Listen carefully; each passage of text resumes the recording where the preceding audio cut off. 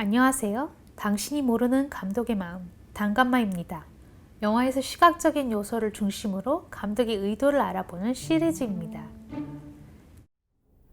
인형의 집같이 정교하고 아기자기하게 만들어진 배경과 소품, 대칭적인 구도와 반복적인 카메라의 움직임, 등장인물들의 매끄러운 동선과 동작 등 웨스 앤더슨 감독의 작품들은 모든 시각적 요소가 섬세하고 치밀하게 연출되어 있기로 유명합니다.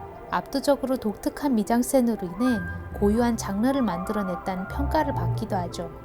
그의 영화를 관통하는 주제는 주로 미숙한 어른과 성숙한 아이들입니다. 등장인물들은 나이에 상관없이 서로에게 무서울 만큼 직설적이지만 대화는 당연하다는 듯 태연하게 흘러가죠. Want some bud?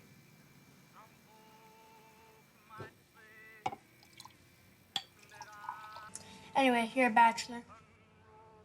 So are you. That's true. 이번 편에서는 그의 작품 중 사춘기 아이들의 복잡한 심리를 탁월하게 묘사하고 있는 문라이즈 킹덤에 대해 이야기해 보려고 해요.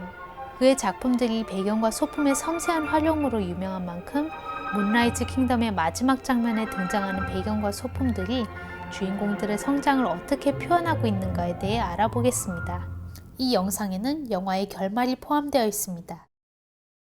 1965년 작은 섬마을들을 배경으로 한 문라이즈 킹덤은 아웃사이더인 12살 아이들의 도피로부터 시작됩니다. 부모를 잃어 위탁가정에 맡겨진 샘은 어느 날 단체로 성당에 연극을 보러 갔다가 까마귀 분장을 한 바나나 수지에게 첫눈에 반하게 되죠. 1년간 편지를 주고받은 끝에 다시 만난 둘은 아무도 모르게 자연 속으로 모험을 떠납니다. 실종된 두 아이에 대한 수색이 벌어진 와중에 이 지역을 3일 안에 강타할 큰 폭풍이 예고되기도 하죠. 도피 과정에서 수지와 샘은 평화로운 한때를 보내기도 하고 위험에 처하기도 합니다. 문라이즈 킹덤의 시작과 끝 장면은 수지의 집입니다. 마지막 장면은 첫 장면과 진행이 흡사하고 비슷한 요소도 많죠. 수지의 남동생들은 여전히 작곡가 벤저민 브리튼의 청소년을 위한 관현악 입문을 듣고 있고 수지는 책을 읽고 있습니다. 웨스 앤더슨이 애호하는 촬영 기법인 패닝샷으로 집을 보여주는 것도 똑같죠. 하지만 자세히 보면 처음과 달라진 점이 많이 있습니다. 가장 먼저 눈에 띄는 요소는 달라진 날씨입니다. 처음에는 폭풍우가 몰아치는 날씨 때문에 감정적으로 침체된 느낌이 들었죠. 하지만 마지막 장면의 날씨는 화창합니다. 다시 앞부분으로 돌아가 보면 수지와 샘이 처음 만난 날 공연되고 있던 연극은 노아의 방주였습니다. 즉 강력한 태풍 끝에 맑게 갠 날씨는 이 둘에게 삶의 새로운 장이 펼쳐졌다는 것을 의미하죠. 눈여겨볼 만한 또 다른 요소는 수지의 옷입니다. 회상 장면을 제외하면 수지의 의상은 늘 붉은 계통이었습니다. 하지만 마지막 장면에서 수지가 입고 있는 옷은 밝고 따뜻한 노란색이에요. 이 장면 직전의 영화의 내레이터는 노란 옥수수밭을 배경으로 노란 옥수수를 손에 들고 폭풍우 이후로 수확량이 이전 기록들을 웃돌았다고 말합니다. 이어 수지의 집을 배경으로 작물의 품질 또한 훌륭했다고 말하죠. 아이들의 성장을 옥수수에 빗대서 이야기하고 있습니다. 다음으로 주목할 점은 수지가 읽고 있는 책입니다. 수지가 영화에서 읽는 모든 책은 웨스 앤더슨이 이 영화의 내용에 맞게 직접 만들어낸 가상의 책들이에요.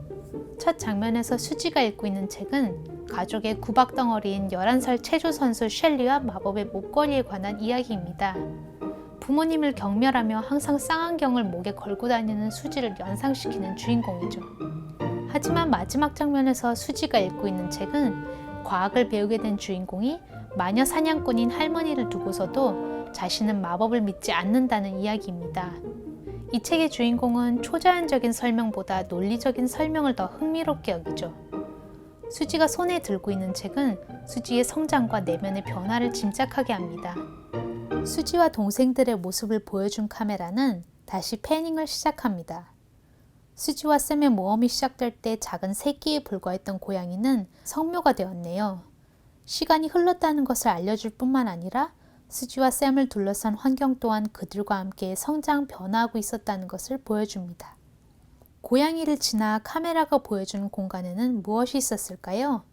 영화의 시작 부분에서 이 공간에는 수지가 자신이 마법을 쓸 줄 안다고 상상하게 만들어주는 소중한 물건인 쌍안경이 놓여 있었습니다. 하지만 마지막 장면에서 그 자리에는 수지와 마법과 같은 모험을 함께 했고 수지의 끝없는 탐색에 응답해 줄 수 있는 샘이 있습니다. 마지막 장면에서 보여주는 시각적인 요소들 중 가장 큰 여운을 남기는 것은 샘이 그리고 있던 그림입니다. 샘과 수지가 야영을 했던 마일 3.25 조류 통로죠. 애틋하고 행복한 시간을 보낸 이곳은 안타깝게도 폭풍으로 인해 지도상에서 사라지게 됩니다. 마일 3.25 조류 통로에서 수지와 샘은 이곳의 이름이 마음에 들지 않는다며 새로운 이름을 지어주기로 합니다. 그림을 보시면 해변에 문라이즈 킹덤이라고 쓰여 있지만 극중 수지와 샘은 문라이즈 킹덤이라고 이름을 짓고 해변에 글씨를 만들 만한 시간이 없었습니다. 되돌아갈 수 없게 된 마일 3.25 조류 통로는 하지만 샘의 그림 속에서나마 문라이즈 킹덤이라는 아름다운 이름을 얻게 되었네요.